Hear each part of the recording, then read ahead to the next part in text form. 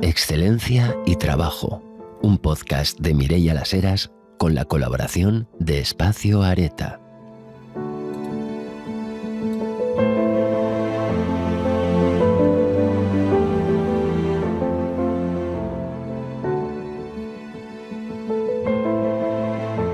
Bueno, Beatriz, qué ilusión estar contigo hoy en esta conversación. Beatriz estudió física, se graduó de física, empezó en Sevilla, acabó en la Autónoma de Madrid y además es máster por IESE en el año 97. Beatriz a día de hoy trabaja en Telefónica Tech y es la directora de Desarrollo Internacional y de Negocio, además de ciberseguridad, con lo cual todo temas absolutamente importantes, cruciales para todos nosotros en nuestro día a día y también para las empresas como tal. Con lo cual, muchísimas gracias, Beatriz, por estar hoy con nosotros. Muchas gracias a ti, Mireia, por invitarme. Bueno, pues vamos a entrar ya, si te parece, directamente en materia.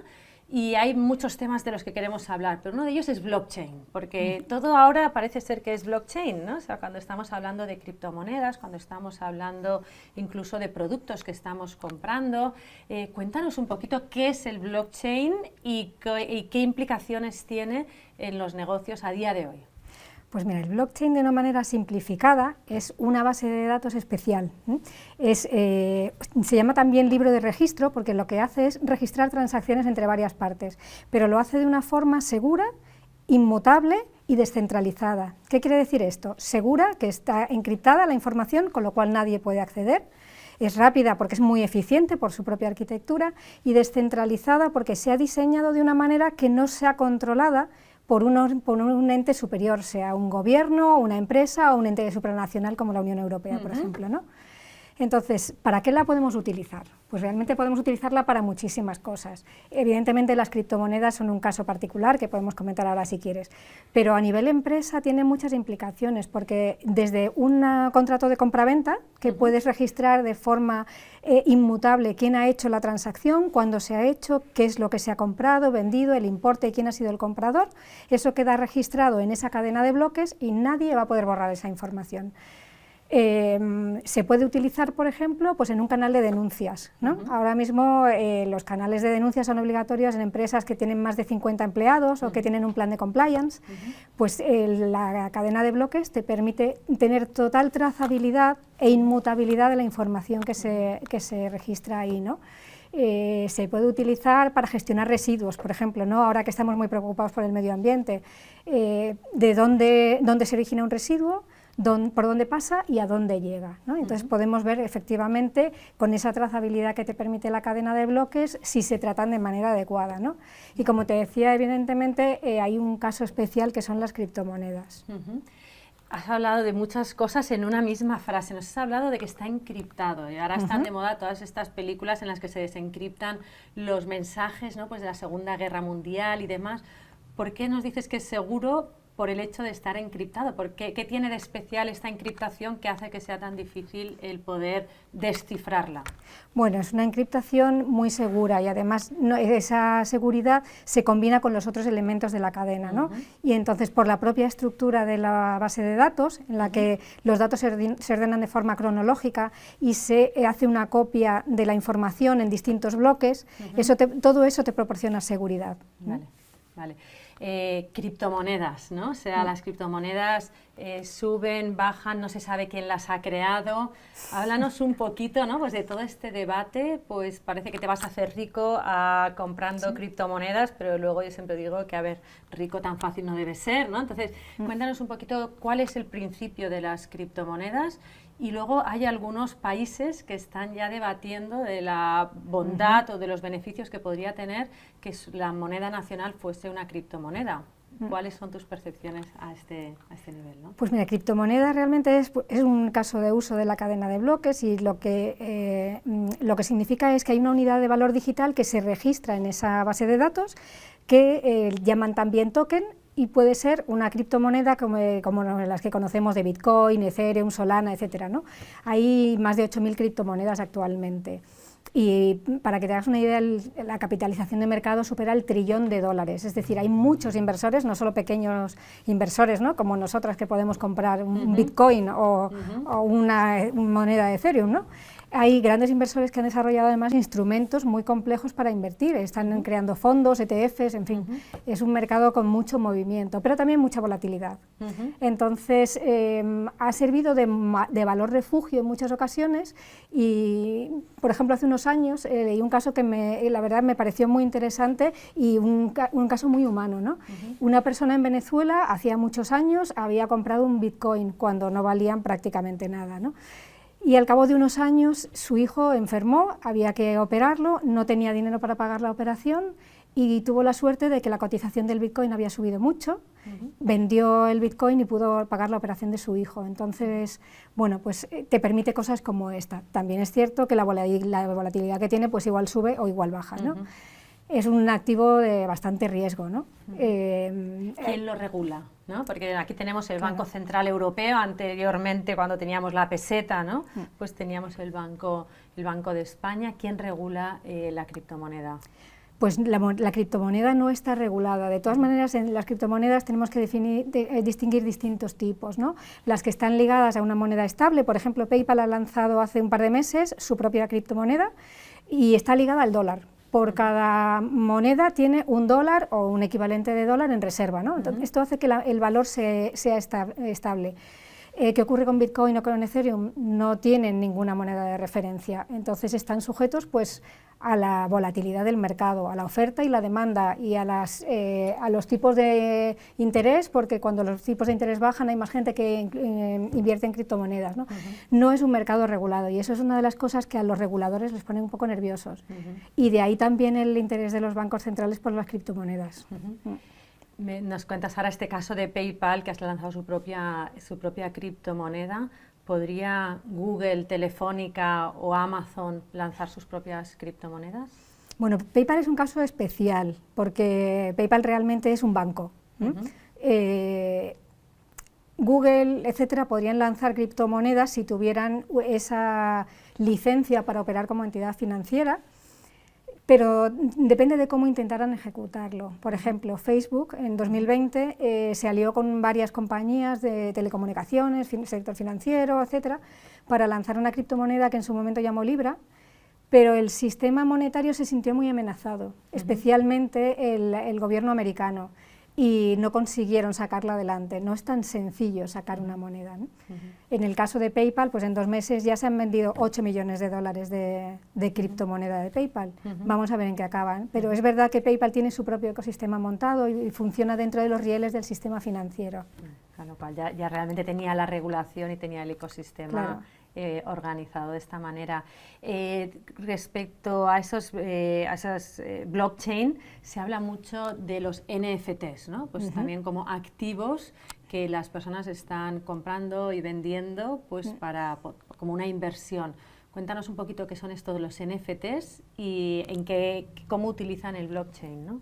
Bueno, pues el caso del NFT es muy parecido al de la criptomoneda, ¿no? También se basa en la tecnología de blockchain y no son una unidad de valor digital como una moneda, es decir, no se utilizan en principio como elemento para el pago, ¿no? Pero también es una reserva de valor porque se considera una inversión. Pues, por ejemplo, puede ser una imagen digital, ¿no? Que sea la única imagen que sea los monos aburridos, ¿no? Que se han puesto tan de moda. Por ejemplo. Entonces, yo creo que el mercado de NFT es mucho menos entendido, quizá porque no se parece tanto al dinero efectivo, ¿no? Todos estamos acostumbrados a transaccionar con dinero. Esto de comprar un token que es una foto de un mono o un dibujo de un... ¿no? Es algo que todavía se entiende mucho menos y yo creo que el pequeño inversor ha entrado mucho en la criptomoneda a pesar de la volatilidad, no tanto en el NFT. No tanto en el NFT. Pasemos un poquito, si te parece, al tema de la ciberseguridad relacionado además también con el blockchain y demás, ¿no? ¿Qué es esto de la ciberseguridad? O sea, ¿qué dificultades tiene como para que nos traiga tan locos a todos, ¿no? Recientemente en mi querida Barcelona pues hemos tenido un problema en un hospital pues porque han conseguido hackear un sistema, con lo cual han quedado al descubierto miles o millones incluso de datos, ¿no? ¿Cuál es la dificultad real de la ciberseguridad y por qué nos está costando tanto realmente conseguir sistemas seguros. Pues mira, yo diría que hay dos partes. Una parte es la ampliación del perímetro de seguridad, ¿no? Estamos en un entorno en el que todos los subimos a la nube, hay mucha gente trabajando desde su casa, utilizamos todo tipo de dispositivos privados de la empresa, ordenadores, servidores, móviles, ¿no? Entonces, esto significa que el volumen a proteger, o el perímetro de seguridad, como lo llamamos, crece continuamente, ¿no? Y por otro lado, tenemos bueno, pues mucha gente interesada en sacar un rédito económico de un ataque, ¿no? De hecho, el 95% de los ataques que se perpetran tienen una finalidad económica. Entonces, no solamente hay personas que hacen esto, hay estados que se preparan para hacer esto. Y sabemos perfectamente que el grupo Lazarus es de Corea del Norte, y entonces ese ataca y además se identifica. O sea, no es solamente que puedas identificarlo por la táctica, sino que muchas veces ellos reconocen que han sido los atacantes e incluso pues bueno, lo publican, ¿no? Entonces, los datos que te roben pueden aparecer en la dark web y pueden comprar datos particulares tuyos, secretos de la empresa, y por eso todos tenemos que estar permanentemente protegiendo nuestros datos, ¿no? Pero también a nivel particular. Es decir, no solamente atacan a las empresas, nos atacan a todos nosotros. Cuéntanos alguna estrategia que podemos utilizar tanto personalmente como digamos a nivel de empresa para protegernos adecuadamente, porque cuando me dicen esto, lo primero que digo es que no sé exactamente qué es lo que tengo que hacer, ¿no? Porque en tu casa dices, bueno, pongo una alarma, pongo una cámara, pero ¿qué hago para proteger mis datos? Pues mira, te diría que tienes que hacer muchas cosas, estar siempre alerta. Lo primero es no acceder a sitios que sean de dudosa credibilidad, por ejemplo. Nunca utilizar la misma contraseña para varios sitios, cambiarlas con frecuencia. No utilizar palabras como contraseña, que no te puedes imaginar la cantidad de gente que utiliza eso, y o 1, 2, 3, 4, ¿no? Eso no se puede utilizar, porque es muy fácil que te la descubran. Y luego no introduzcas información sensible, por ejemplo, sobre redes públicas, ¿no? Utiliza la red de tu trabajo, la red de tu casa que has securizado con una clave, ¿no? Y con o con un cifrado, y no simplemente el que viene en el router, ¿no? No sigas utilizando la misma clave. No des información, porque los ataques no son solamente a través de la red, no des información a personas que te llaman, y que seguro que has recibido alguna llamada de un técnico de Microsoft desde Europa del Este que te dice que tus credenciales van a caducar y que por favor urgentemente le des tu usuario y tu contraseña, ¿no? Entonces, evidentemente no se las puedes dar. Juegan un poco con la ingeniería social, ¿no? De te meto miedo a ver si me das la información, ¿no? O te llama un operador de telecomunicaciones y que igual te tiene que cambiar la tarifa. Es tu operador de confianza, pero es que tiene que cambiar la tarifa ya, inmediatamente, porque si no te va a cortar la línea, ¿no? Y entonces te pide, por supuesto, tu DNI, tu cuenta bancaria. Nunca, por el pánico, cedas a dar esa información, ¿no?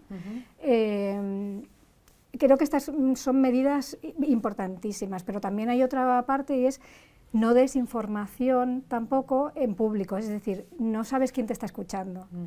Intenta bloquear tu ordenador para que no vean lo que tienes en pantalla. Como los futbolistas que hablan así, ¿no? O sea, nosotros ahora tenemos casi que hacer lo mismo, ¿no? Casi, pero yo, por ejemplo, cada vez que en un sitio público me preguntan mi DNI y tengo que decirlo en voz alta, no me gusta nada. Vale. O hace unos años había un operador de viajes, no voy a decir el nombre, pero que cuando hacías una compra de billetes por teléfono te pedía tu número de tarjeta, la fecha de caducidad y el CVV. Y recuerdo haberle dicho, perdone, me está pidiendo el CVV de la tarjeta, y ¿quién me dice que usted no va a utilizar mi tarjeta dentro de 5 minutos? ¿No? Entonces, bueno, a nivel empresa diseñemos los procesos para no generar esa desconfianza en el público. Nosotros como particulares tengamos siempre muchísimo cuidado con nuestros datos, y a nivel de empresa igual, ¿no? O sea, no utilicemos, por ejemplo, nuestros credenciales de empresa en un ordenador privado, o al revés, ¿no? Ahí es donde podemos estar perdiendo el control. Beatriz, como sabes, a mí me interesan muy especialmente todos los temas de trabajo remoto, trabajo flexible. ¿Cómo podemos hacer que las personas a las que les damos esa opción de trabajar en remoto realmente puedan utilizar con seguridad, ¿no? Pues todo lo que necesitamos dentro de la empresa? Pues necesitamos que accedan a los datos, ¿qué podemos hacer como empresa para fomentar que sigan, ¿no? Trabajando digamos en sus responsabilidades ordinarias desde lugares alternativos? Bueno, toda empresa tiene que tener una persona responsable de la ciberseguridad. En empresas más grandes es el CISO, ¿no? El Chief Information Security Officer. En otros casos será el responsable de IT porque es una empresa más pequeña. Pero todos tienen que tener una estrategia de ciberseguridad, porque dicen que la única estrategia que no tiene éxito es la que no implementas. Entonces, realmente no se trata ahora mismo de que no te ataquen, sino de cuándo me van a atacar, y por lo tanto tengo que estar siempre preparado y siempre alerta. Y dentro de esa estrategia, por supuesto, pues es, si vas a teletrabajar, tienes que tener un acceso por VPN para poder acceder a los datos, tienes que tener una serie de herramientas instaladas en tu ordenador para protegerte, y luego hay algo importantísimo y es la concienciación del empleado, porque el 90% de los ataques se producen teniendo en cuenta que ha llegado a través de un empleado de la empresa, ¿no? Y de hecho el año pasado se calculó que el 60% de los correos electrónicos eran de phishing, es decir, es un ataque en el que tú puedes caer perfectamente, en el que te piden información, credenciales, etcétera, ¿no? Yo hace unos días recibí un correo de Microsoft Temas, no era Microsoft Teams. Y dentro un mensaje de un compañero mío que decía, por favor, urgentemente mándame esta información que tenemos que cerrar el trimestre. Y un link que no sabes a dónde te lleva, ¿no? Entonces, este tipo de actuaciones son muy habituales. Y, de hecho, por ejemplo, hay un fabricante de ciberseguridad que se llama Proofpoint, que hizo un estudio en 2022 en Estados Unidos y decía que el 84% de las empresas habían sufrido un ataque de phishing durante el año. Es una auténtica barbaridad. Pero aún así, solamente el 32% daba 1 o 2 horas al año de formación en ciberseguridad a sus empleados. Entonces creo que pon las herramientas y forma a tus empleados, ¿no? Que no abran el mail de Microsoft Temas y pinchen en la URL, ¿no? Realmente uno tiene que ir con 8 ojos, ¿no? Para realmente ser consciente de todo lo que te va llegando y de no abrir las cosas o no actuar casi pues por inercia, ¿no? De abrir los temas. Beatriz, nos has contado antes, ¿no? Pues que yo creo que con mucha claridad el tema de blockchain, ahora hemos hablado de ciberseguridad, pero yo pienso que hay casi como una inflación de términos, ¿no? Porque primero se hablaba de inteligencia artificial, luego ya se empezó a hablar de inteligencia artificial generativa, luego de LLMs, ¿no? De estos programas, y cada vez más, ¿no? Pues vamos oyendo términos que no comprendemos del todo. ¿Nos puedes hacer un pequeño abanico para que entendamos algunos de ellos, cómo se diferencian, en qué son similares, cómo nos pueden influenciar en nuestro trabajo? Claro, mira, para empezar creo que hay que definir lo que es la inteligencia artificial, ¿no? Que es una tecnología que permite que una máquina, de una manera muy simple, que una máquina simule el razonamiento de un humano. Y es importante lo de simule porque no reemplaza, no sustituye a un humano. En ciertas actividades de bajo valor sí que puede ocurrir, ¿no? Pero eso lo podemos comentar luego. Entonces, ahora mismo, como tú dices, es el hype, ¿no? Este año hemos tenido ChatGPT, GPT-3, GPT-4, en cualquier sitio donde te conectes ves Midjourney o cualquier otra herramienta generativa, ¿no?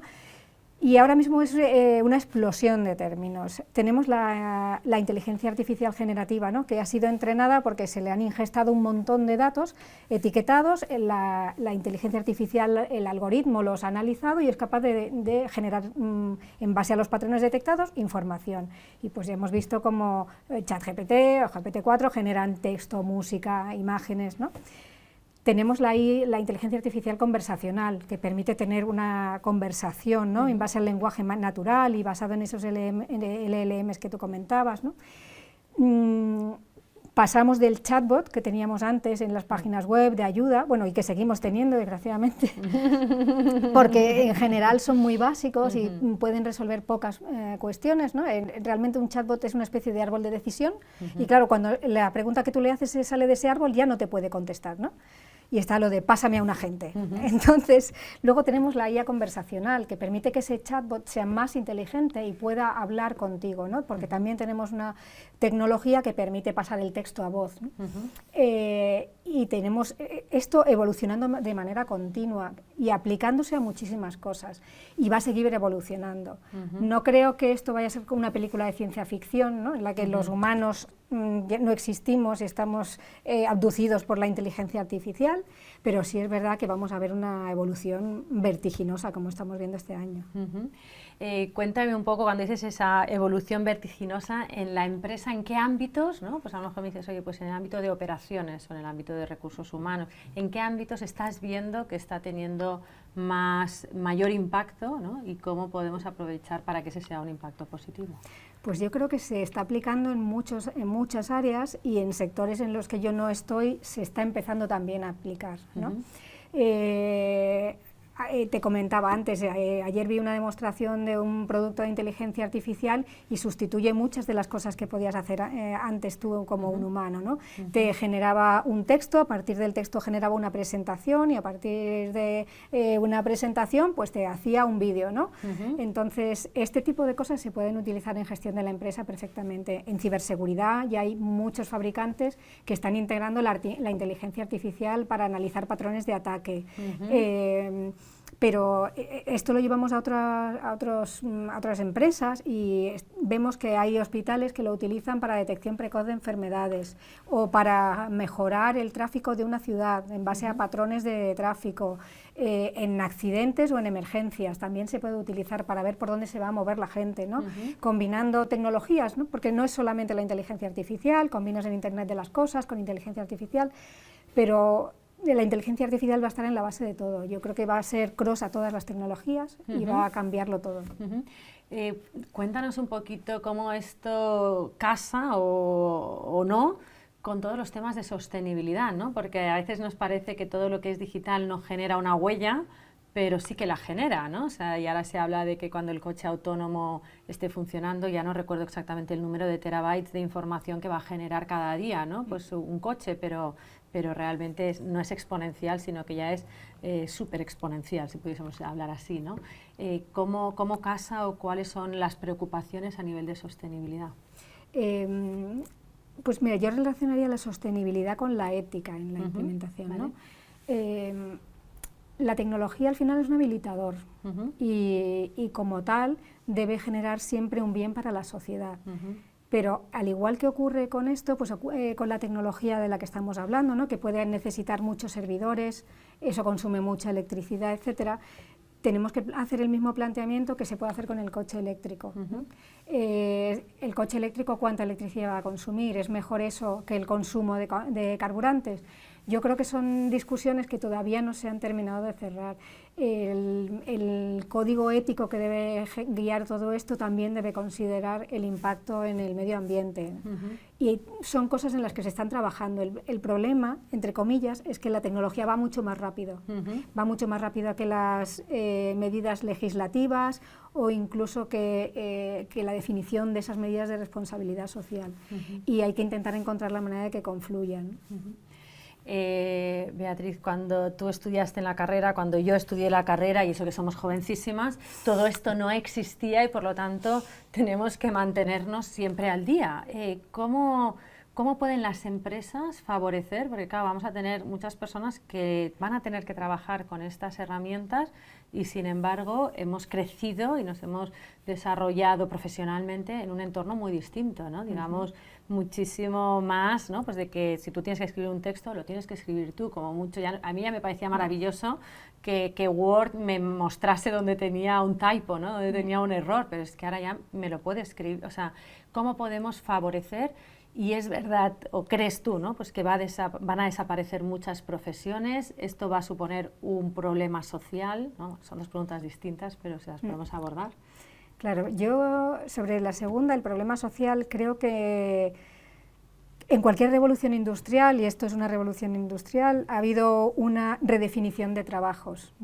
Es cierto que algunas personas perderán su trabajo, sobre todo aquellos que hacen trabajos de menor valor, pero habrá que reconvertirlos. No podemos permitirnos el lujo a nivel sociedad y tampoco por esa responsabilidad social que tienen las empresas de dejar a personas sin trabajo, ¿no?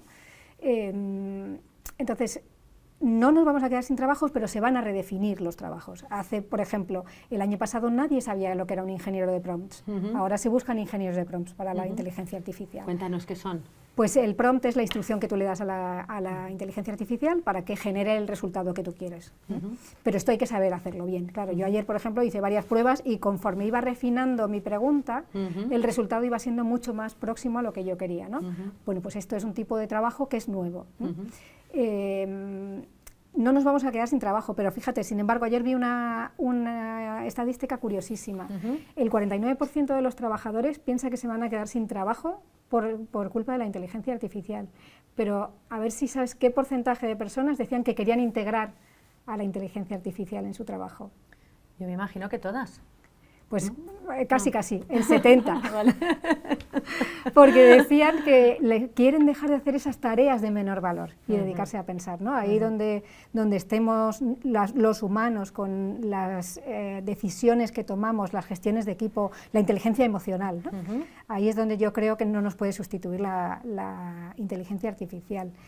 Y para estar al día, pues tanto las empresas como nosotros tenemos una responsabilidad enorme de continuar aprendiendo.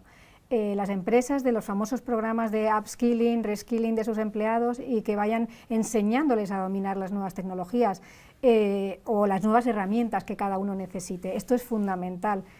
Al final el activo principal de una empresa es el empleado, ¿no? Tienen que cuidarlo. Pero también, por otro lado, creo que nosotros tenemos que seguir con esa mentalidad de aprender, ¿no? Una actitud muy abierta y, en mi opinión, muy humilde, porque vivimos en la etapa del lifelong learning, ¿no? Es lo que nos ha tocado. ¿Tenemos que aprender de nuestros hijos y dentro de poco de nuestros nietos? Sí, y no sé si seremos capaces de aprender a la velocidad que vamos a necesitar, pero no me refiero a nosotros, me refiero también a nuestros hijos y a nuestros nietos, porque el cambio es realmente rapidísimo. Oye, en Telefónica Tech seguro que estáis trabajando en algunos proyectos que no nos puedes contar porque están todavía en una fase en la que no es público, pero seguro que tenéis algunos proyectos que ya son públicos y que pueden ser muy interesantes pues para saber, ¿no? Ahora las empresas tecnológicas trabajan en muchos proyectos piloto, ¿no? Pues para ver cómo se comporta pues el mercado, cómo se comporta y luego pues a veces llegarán al mercado o no. ¿Nos puedes contar alguno? Pues hay distintos proyectos, por ejemplo, en Internet de las Cosas, se están empezando... Cuéntanos algunas, ¿no? Para los que no sabemos exactamente en qué momento estamos del Internet de las Cosas, cuéntanos algo. Pues mira, el Internet de las Cosas es básicamente conectividad y se están vendiendo proyectos pues, para controlar medidores de agua, de electricidad... Y se está mirando también el mundo agro, porque el mundo agro es muy importante para el desarrollo de muchos países. Por ejemplo, en África se dice que cerca del 94-95% de los agricultores tienen un teléfono móvil, pero no tienen acceso a otro tipo de dispositivo ni a la tecnología, ¿no? Y de la misma forma que en su momento Vodafone metió servicios financieros sobre el móvil, precisamente en esa zona, en África, se podrían desarrollar servicios para ayudar al agricultor a tener unos cultivos que rindieran más, pues sabiendo cuál es la previsión del tiempo, cuál es la calidad del suelo, cuál es la calidad del cultivo, y en función de eso desarrollar un sector primario tan importante en países en desarrollo, ¿no? Entonces, por ejemplo, el sector agro es algo que se está empezando a mirar con mucho interés, ¿no? También tenemos algunos proyectos en realidad aumentada. Cuéntanos, esto no hemos hablado todavía de la realidad aumentada. Realidad virtual, realidad aumentada, que te permite... ¿Cuál es la diferencia y cuál es la similitud? Porque tienen diferencias y similitudes. Pues sí, realidad virtual es... Imagínate, te pones unas gafas de realidad virtual y tú te sientes dentro de un mundo completamente diferente. En la realidad aumentada lo que harías es ver aquí mismo algo que no está. Entonces, bueno, pues ellos están trabajando con realidad virtual y realidad aumentada para que tú puedas estar en una sala de operaciones, por ejemplo, y veas cómo se hace una operación sin tener que estar en quirófano, ¿no? Y de hecho ya hay, por ejemplo, no en Telefónica Tech, pero sí que hay en Estados Unidos, hay tratamientos para veteranos de guerra que tratan el estrés postraumático con gafas de realidad virtual. Entonces realmente el campo de la medicina es es enorme. O sea, las mejoras que se pueden hacer son enormes. Por ejemplo, con la inteligencia artificial te puede ayudar a detectar enfermedades antes, ¿no? A detectar patrones que llevan a una enfermedad concreta, y eso ayuda a la detección precoz, ¿no? Entonces, la verdad que nos ponemos a hablar y creo que en todos los ámbitos tienen muchísimas aplicaciones. Bueno, o sea que tenemos que estar muy ilusionados con todo lo que nos llega, ¿no? Me encanta esta visión positiva porque realmente yo creo que es un mundo de posibilidades que se nos ha abierto, ¿no? Con toda esta tecnología. No sé si quieres darnos algún otro mensaje, ¿no? De cómo hacer factible, ¿no? Pues en cada uno en nuestra propia vida que esto lo adecuemos, ¿no? Pues a nuestra vida personal, a nuestra vida profesional, y también que evitemos los riesgos que esto conlleva, porque no hemos hablado, pero es verdad que también conlleva unos riesgos de adicción o de falta después de toma de contacto. No sé si nos quieres dar algún mensaje en este ámbito. Pues sí, mira, me parece muy importante cómo utilicemos la tecnología. Antes te decía, para mí es un habilitador, ¿no? Pero es un habilitador para los buenos y para los malos. Entonces, creo que tenemos que insistir mucho, no solo en la definición del código ético, sino en una formación en valores, para que realmente la tecnología que desarrollemos sea humanística y tenga un impacto positivo en la sociedad. Siempre tendremos hackers, siempre tendremos estados que quieren atacarnos, pero intentemos, en la medida de nuestras posibilidades, que la innovación se haga con la persona en el centro, ¿no? A mí, por ejemplo, hay algo que se dice siempre, y es la tecnología deshumaniza. Yo creo que porque la gente cree que la tecnología es un montón de cacharros, ¿no? Cables, hardware, algún software, y la tecnología es mucho más que eso, ¿no? Es algo que puede cambiar la vida de las personas. Y te pongo un ejemplo. Hay una tecnología hay una aplicación de la inteligencia artificial que son los humanos digitales o los gemelos digitales, ¿no?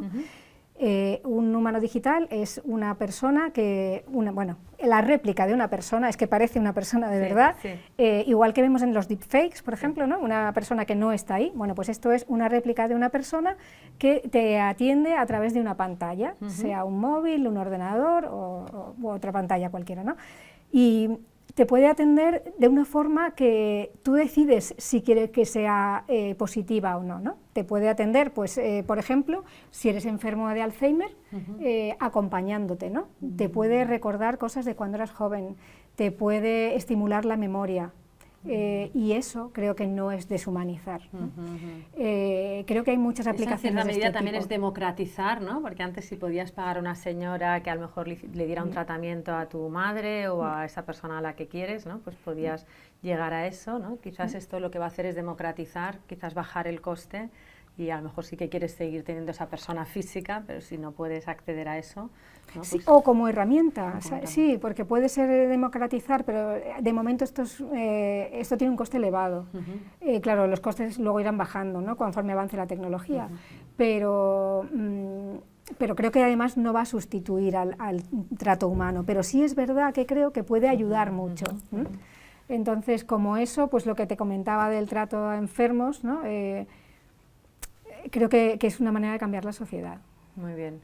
Bueno, pues muchísimas gracias, Beatriz. Nos dejas muchas tareas, ¿no? Tenemos que, por una parte, tener siempre, ¿no? Estar siempre alertas por los temas de ciberseguridad, seguir formándonos, seguir buscando la manera de estar al día, pues para poder aplicar del modo más adecuado en nuestra vida personal, ¿no? Pues tanto en cómo gestionamos nuestro hogar, en cómo gestionamos también y diría incluso nuestra vida social, pero también, obviamente, en nuestras empresas, ¿no? Tenemos que estar siempre también con un ojo, ¿no? Pues en ver, ¿no? Pues cuáles son los desarrollos que se están dando en cada momento, y bueno, pues cuáles son las ventajas e inconvenientes que eso nos pueden conllevar, y también ser conscientes, ¿no? Pues de que realmente el mundo a nuestro alrededor está cambiando, podemos aprender, ¿no? Pues de esas personas que hoy están haciendo esos desarrollos y que los conocen mucho mejor, y por lo tanto creo que estamos ante una época apasionante para seguir